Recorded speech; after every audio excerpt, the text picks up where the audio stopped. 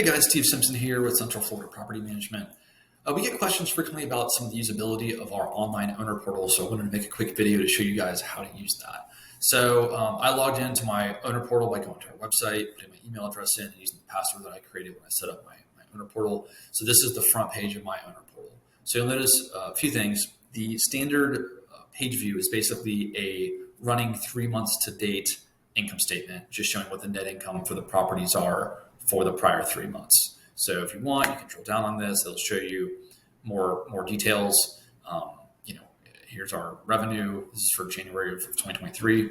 Revenue, expenses, net income, yada, yada, yada, yada, yada. One key thing about here, often we get questions from you guys about obtaining invoices. This is a great place to obtain invoices. So if you are on this part of the website and you click on an expense, so right here, I'm going to click on repairs. So it will drill down into where you can pull up a copy of the actual invoice. So you can see the total $1,300 in repairs.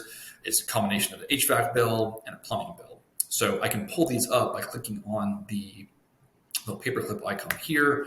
I just click that and it'll pull up a PDF copy, which will always show, your property address, the vendor was that did the work, invoice number, kind of a description as to what was going on, all that sort of stuff.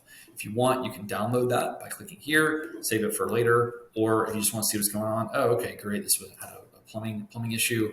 Now you see kind of what the story is.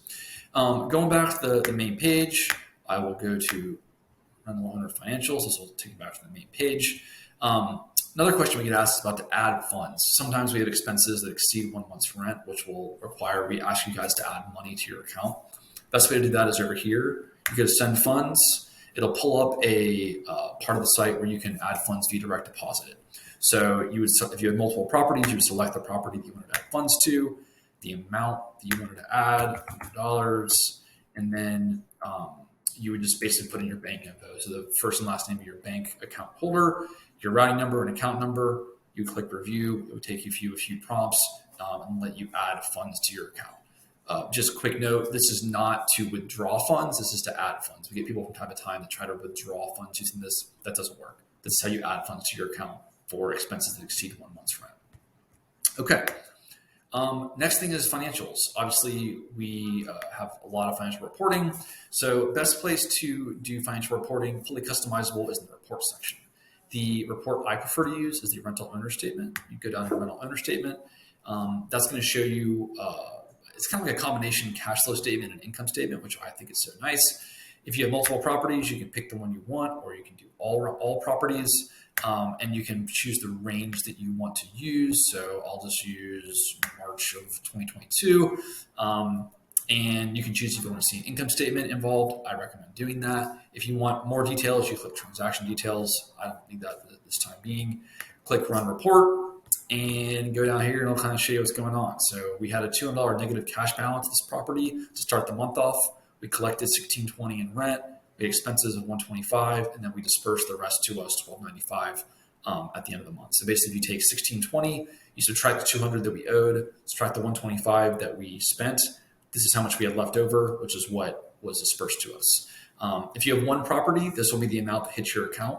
If you have multiple properties, the sum of all your draws on here, it will be what hits your account. Scroll down here, you can get more information as to kind of the nitty gritty.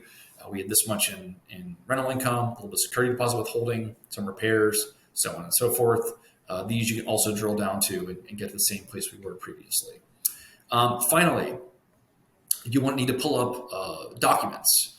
Go up here to rental owners, rental owner documents, and again, choose your property, and you'll be able to pull up any kind of lease renewals, what have yous, a copy of your management agreement. It'll all be just right in here, hopefully properly sorted. I prefer to sort it by date. So this is the most recent one I have. This is one of my properties, a lease extension. Pull this up. Again, you can download it if need be, or if you just want to check as to what the terms are. Obviously, it's available 24/7, 365. So that's a quick, just kind of rundown on our website. Hopefully that'll help you guys out. If you have any questions, as always, please feel free to call or email us, and hope you guys are doing great. Thanks.